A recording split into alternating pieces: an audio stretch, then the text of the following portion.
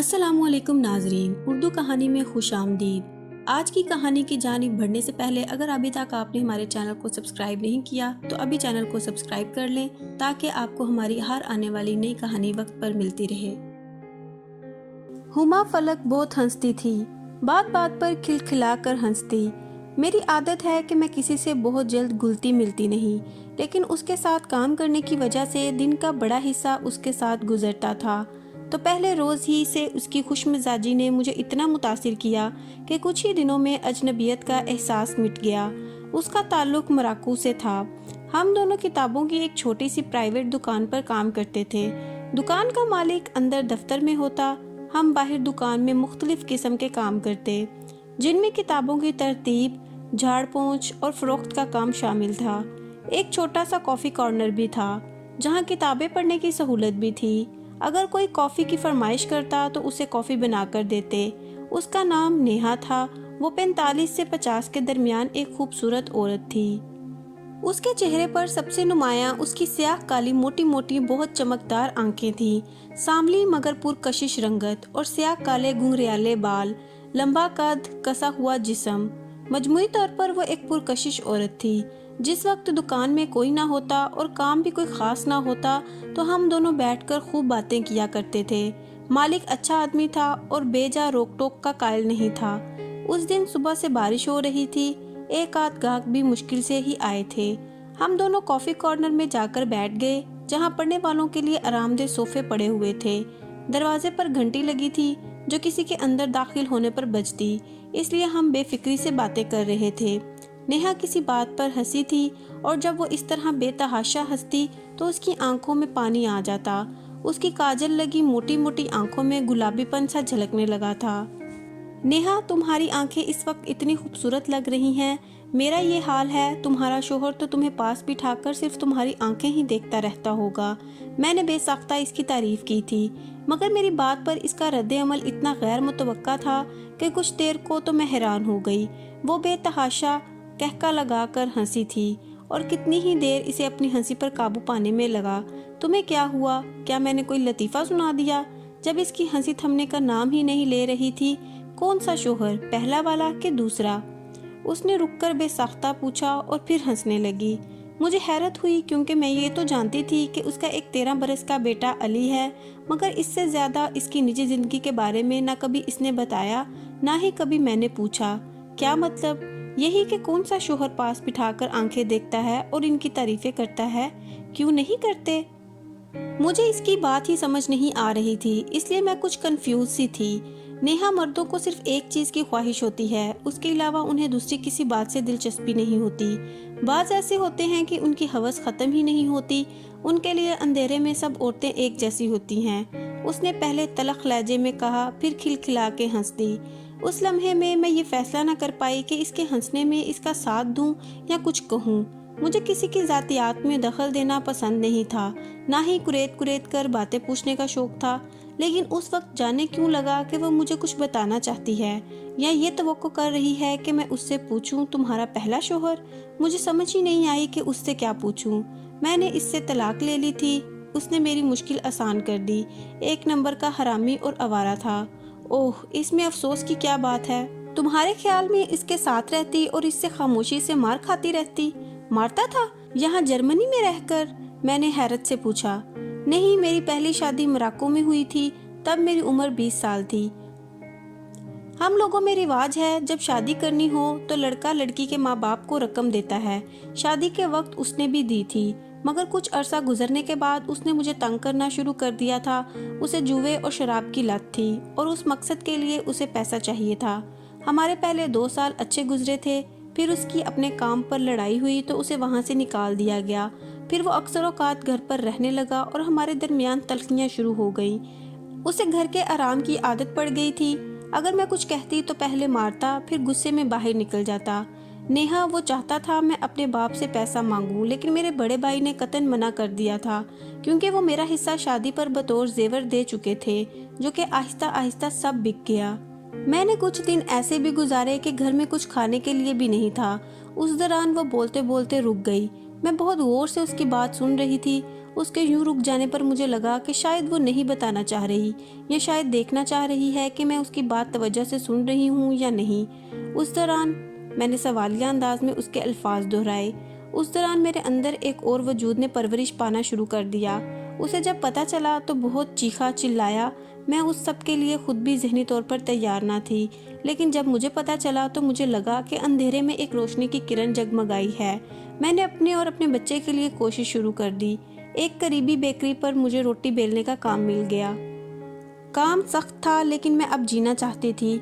और फिर एक दिन वो फिर से रुक गई, और वो ऐसे मोड़ पर रुकती थी कि मैं बेसाख्ता सवाल कर देती। मुझे उस दिन अपनी तनख्वाह मिली थी। उसने मुझसे पैसे मांगे, मैंने देने से इनकार कर दिया। उसने मुझे बहुत बोझल अंदाज में कहा। मैंने उसे इतना संजीदा पहली बार देखा था। उसके चेहरे से लग रहा था कि वो ज़ब्त के तकलीफ के मरहले में है। उस मुकाम पर रुक जाना दोहरी तकलीफ का बाइस होता है। मैं चाहती थी वो अब सब कह दे। उसने मुझे इतना मारा कि मेरा बच्चा। उसने ऐसे आंखें भींच ली जैसे तसव्वुर में दर आने वाले इस मंजर को देखने से खुद को रोकना चाहती हो। मेरा दिल भी जैसे इस पल किसी ने मुट्ठी में दबोच लिया। उस वक्त उसके चेहरे का कर्ब बयान नहीं कर सकती थी। नेहा, मैंने उसके हाथ पर अपना हाथ रखकर होले से दबाया। उसके चेहरे पर कर्ब अमेज मुस्कुराहट नमूदार हुई। उसने अपनी उंगली से आंख का किनारा साफ किया और बोली, वो जा चुका था। मुझे बस इतना याद है कि मैंने मुश्किल से अपने बाप को फ़ोन किया। उसके बाद मुझे 3 दिन बाद होश आया। दुख और तकलीफ के वो दिन उसने झुरझुरी सी ली। फिर तुम जर्मनी कैसे आई? मैंने उसे इस मंजर से बाहर निकालने की कोशिश में सवाल किया। मेरी बहन और बहनोई जर्मनी से आए हुए थे। उन्होंने मेरे निकलने के इंतजामात किए और 6 माह बाद मैं इनके पास आ गई। तो इसका क्या हुआ? उसे सज़ा नहीं दिलवाई गई? उस पर केस नहीं किया?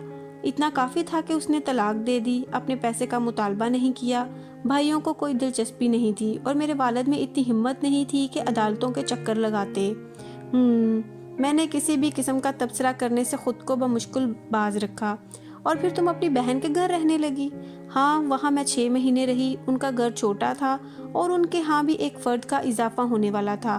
वाज़िया तौर पर मेरी वजह से उन्हें मसला हो रहा था। फिर अब्दुल्ला से मुलाकात हुई। वो मेरे बहनोई का कुलीग था। उसने मुझे देखा और शादी के लिए इसरार करने लगा। उसके पास जर्मन नेशनैलिटी थी। बहन और बहनोई का बहुत बड़ा मसला हल हो रहा था, और ख़ुद मुझे भी इसमें कोई हर्ज नज़र नहीं आया। ज़िंदगी एकदम से खूबसूरत लगने लगी थी। हाँ, यहाँ कम अज़ कम औरतों के लिए काफ़ी सहूलतें हैं, और इन्हें अपने हकूक़ के लिए ज़्यादा तगोदो नहीं करनी पड़ती। मैंने कहा, हाँ, लेकिन बदफितरत इंसान सब जगह एक जैसे रहते हैं। क्या वो भी बुरा था? मैंने हैरत से पूछा। वो वैसा बुरा नहीं था। अच्छा कमाता था और बहुत खूबसूरत था। तुम्हारा बेटा भी काफ़ी खूबसूरत है। हाँ, और उसे अपनी खूबसूरती का बहुत एहसास था। मेरी किसी बात पर कभी एतराज़ ना करता था, और मेरे साथ उसका रवैया भी ठीक ही रहा। फिर जब अली पैदा होने वाला हुआ तो उसके रवैये में और भी तब्दीली आ गई। वो बहुत मेरा ख्याल रखने लगा। दिन में तो काम पर होता, शाम में घर आता तो मेरे कामों में हाथ बटाता, और ख़ास तौर से रात में तो मुझे कुछ ना करने देता। मुझे दूध का मग ला कर देता और किचन की सफाई करता था। वाह, ये तो आइडियल हस्बैंड वाली बातें हैं। Ideal husband? उसने हस्बे आदत कहकर लगाया। हाँ, और क्या चाहिए। मुझे तो सबसे मुश्किल काम रात को किचन की सफाई का ही लगता है। एक दिन मेरा दिल बहुत मतला रहा था, मगर मैं जानती थी कि अगर दूध ना पिया तो अब्दुल्ला नाराज़ होगा। उसने मेरी बात नज़रअंदाज करके कहना शुरू किया।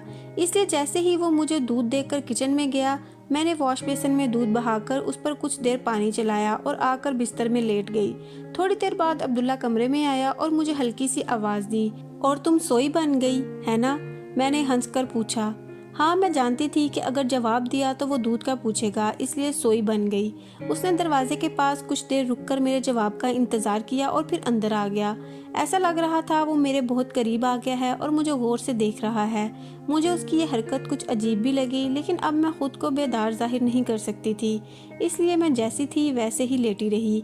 मैं तो ऐसे वक्त में हंस पड़ती नहीं, जाने क्यों इस वक्त मुझे कुछ अजीब सा एहसास हुआ, और वो बात करते करते रुकी तो मुझे बेचैनी सी महसूस हुई। वो अपनी तसल्ली करके मुड़ा और बहुत आहिस्ता से चलता हुआ दरवाजे की तरफ गया। उसने लाइट बंद की और बहुत एहतियात से दरवाज़ा भी बंद कर दिया। उसे एहसास होगा कि तुम्हारी नींद ना टूट जाए। वो रुकी तो मैंने कहा, थोड़ी देर बाद मुझे घर के बाहर का दरवाज़ा भी बहुत आहिस्तगी से खुलने और बंद होने की आवाज़ आई। उसने अपनी बात जारी रखी, ओह, तो तुम्हें सुला कर हजरत बाहर निकल गए थे? हाँ, और फिर तकरीबन 3-4 बजे के करीब घर आया। मेरी कैफियत अजीब सी थी, तजस्सुस, खौफ, हैरत और गुस्सा और दुख की मिली जुली कैफियत, जिसकी वजह से मुझे नींद ही नहीं आई। तो तुमने उससे कुछ कहा नहीं? नहीं, मैं उससे इतनी जल्दी कुछ नहीं कहना चाहती थी। और फिर रोज़ ही यही होने लगा। ये यकीन करने के बाद कि मैं सो गई हूँ, वो बाहर चला जाता। वो कहाँ जाता था, तुमने पता किया? हाँ, जब 3-4 दिन यही मामूल रहा तो एक दिन जब वो सीढ़ियाँ उतर गया तो मैं भी जैकेट पहनकर दबे पाँव उसके पीछे चल दी। वो अपने ध्यान में चला जा रहा था। फिर हमारी बिल्डिंग से 3-4 अगली बिल्डिंग में से एक के पास रुका ही था कि बिल्डिंग की लाइट जल गई और दरवाजे का इलेक्ट्रॉनिक लॉक खुलने की आवाज़ आई। मैं वहाँ पड़े कचरे के बड़े से कंटेनर की ओट में हो गई। नेहा, तुम तो पूरी जेम्स बॉन्ड हो, तुम्हें डर नहीं लगा? नहीं, डर किस बात से? उस वक्त मेरे दिमाग पर सिर्फ एक ही बात सवार थी कि इस बात का सुराग लगाऊं कि वो हर रोज़ कहाँ जाता है। ये बात तो कंफर्म थी कि वो दूध में कुछ ऐसी चीज़ मिलाता था कि मैं जल्दी सो जाती। ये कैसे मुमकिन है? यहाँ डॉक्टर के नुस्खे के बगैर ऐसी दवा का हसूल मुमकिन नहीं। वो जिस अंदाज से बता रही थी, मुझे यूं लग रहा था जैसे मैं कोई जासूसी नावल की कहानी सुन रही हूँ। इसलिए मेरी दिलचस्पी बढ़ती जा रही थी। उसके लिए सब मुमकिन है, उसने कर लिया होगा कोई इंतज़ाम। फिर तुमने देखा कि वो कहाँ गया? नहीं, उस दिन जब वो अंदर चला गया तो मैं कुछ देर रुककर ऊपर देखती रही। सारी बिल्डिंग की लाइट्स ऑफ थीं, सिर्फ दूसरी मंजिल की एक खिड़की से रोशनी आ रही थी। मैंने उसे जहन में रखा और घर आ गई। बहुत हिम्मत वाली हो नेहा। मैं वाकई मुतासिर हुई थी। हिम्मत नहीं, मैं बस उसकी हद देखना चाहती थी। 2-3 दिन मैंने उसकी निगरानी की। एक दिन सरे शाम ही जाकर उस बिल्डिंग के 2-3 घरों की घंटी बजाई। कई दफ़ा लोग बगैर तस्दीक के मेन डोर अंदर से खोल देते हैं। यही सोचकर मैंने भी एक कोशिश की थी। जब किसी ने दरवाज़ा खोल दिया तो मैंने हल्की सी झरी बनाकर दरवाजे में छोटा चिपटी लकड़ी का टुकड़ा फंसा दिया, जो पहली नज़र में दिखाई भी नहीं देता और दरवाज़ा गैर महसूस तरीके से खुला रह जाता है। हाँ, वो लकड़ी आमतौर से उसी मकसद के लिए इस्तेमाल होती है जब दरवाजे को आर्जी तौर पर खुला छोड़ना हो। मैं इस सारे मंजर को जैसे अपनी आंखों के सामने देख रही थी। अब बस मुझे यही फिक्र थी कि रात तक किसी को इसका एहसास न हो जाए। नेहा, जब रात हुई और अब्दुल्ला दोबारा निकल कर गया तो मैं भी मामूल के मुताबिक इसके पीछे चल दी। वो दरवाज़ा खोलकर अंदर दाखिल हुआ तो कुछ देर रुककर मैं भी खामोशी से अंदर चली गई। तब तक वो इस कंपार्टमेंट में जा चुका था। मुझे ऊपर दरवाजे के बंद होने की आवाज़ आई। उफ नेहा, मेरा दिल धक धक कर रहा है। वो ज़रा रुकी तो मैंने कहा। वो मुस्कुरा दी और बात जारी रखते हुए बोली, मैंने जाके उनके दरवाजे की घंटी बजा दी और खुद एक तरफ होके खड़ी हो गई ताकि वो दरवाजे में बने सुराख से मुझे देख ना सके। कुछ देर रुककर मैंने दोबारा बैल दी। फिर दरवाज़ा खुला तो एक आम सी शक्ल और सूरत की लड़की ने बाहर झांका। मुझे देखकर उसके चेहरे पर हैरत के आसार नजर आए। मैंने अपना एतमाद बहाल रखते हुए उससे कहा, अब्दुल्ला को बुलाओ, मैं उसकी बीवी हूँ। वो एकदम चौंकी और पीछे मुड़कर देखा। इतने में अब्दुल्ला भी दरवाजे पर आ चुका था। मुझे देखकर वो भी चौंका। उस बेचारे का तो बुरा हाल हो गया होगा। नहीं, ऐसे ढीठ लोगों पर किसी बात का असर नहीं होता। उल्टा मुझ पर ही नाराज होने लगा कि मैंने इसका पीछा करने की जुर्रत कैसे की, जबकि मुझे धोखा और बेवफाई के एहसास ने कुछ भी सोचने समझने के काबिल नहीं छोड़ा था। मैंने भी रोना और चिल्लाना शुरू कर दिया। इतनी रात को हमारे शोर से हमसायों ने पुलिस को बुलवा लिया। ओह, तो पुलिस ने क्या किया? कुछ भी नहीं। सारी सूरत हाल मालूम होने पर उन्होंने पूछा, तुम अपने घर जाना चाहती हो या कहीं और? तो मैं अपनी बहन की तरफ आ गई। हाँ, यहाँ ऐसी बात पर वो इसे कुछ कह तो नहीं सकते थे। उसने कौन सा कोई जुर्म किया था? यहाँ अगर किसी को किसी के पास आने जाने से मना नहीं किया जा सकता तो मुझे भी अपना हक इस्तेमाल करने की आज़ादी थी। मैंने अलहदगी का मुतालबा कर दिया। उसने माफ़ी मांगने या सुलह की कोशिश नहीं की।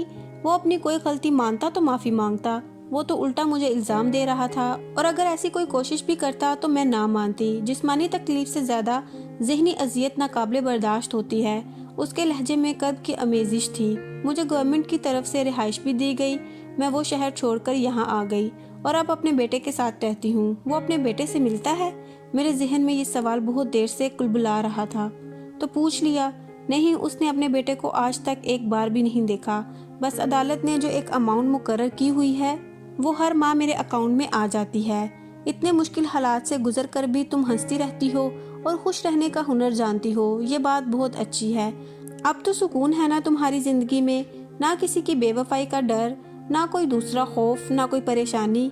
نہیں، میں کوئی بھی پریشانی اپنے سر پر سوار نہیں کرتی، اس سے انسان جلدی بوڑھا ہو جاتا ہے، اور ان مردوں کے پیچھے کیا کوئی خود کو خوار کرے، سب ایک جیسے ہوتے ہیں، اس نے تلخ لہجے میں کہا۔ ظاہر ہے جیسی زندگی اس نے گزاری تھی اس میں ایسی سوچ کا پروان چڑھنا کچھ تعجب خیز بات نہ تھی۔ کچھ دن بعد وہ جب دکان پر آئی تو بہت خوبصورت لباس پہنا ہوا تھا، بال بھی بہت سلیقے سے بنائے ہوئے، اور ہلکا ہلکا میک اپ اس کے حسن میں اضافہ کر رہا تھا۔ واہ، آج تو بہت تیاری کی ہوئی ہے، کوئی خاص بات ہے کیا؟ میں نے بے تکلفی سے پوچھا۔ ہاں، خاص بات ہی ہے، آج باس سے چھٹی لے کر ڈیٹ پر جاؤں گی، اس نے رازداری سے بتایا، جبکہ آس پاس کوئی بھی نہیں تھا۔ اچھا، واقعی؟ کس کے ساتھ؟ ہے ایک بندہ، بہت زبردست ہے، اس نے شادی کی آفر کی ہے۔ نیہا کے انگ انگ سے خوشی پھوٹ رہی تھی۔ تو تم کر لو گی اس سے شادی؟ میں نے حیرت سے پوچھا۔ مجھے اس کے کچھ دن پہلے کے سنائے گئے قصے یاد آئے۔ ہاں، کیوں نہیں، انسان خوب سے خوب تر کی تلاش میں تو رہتا ہی ہے، ویسے بھی مرد کے بغیر زندگی بھی کوئی زندگی ہے۔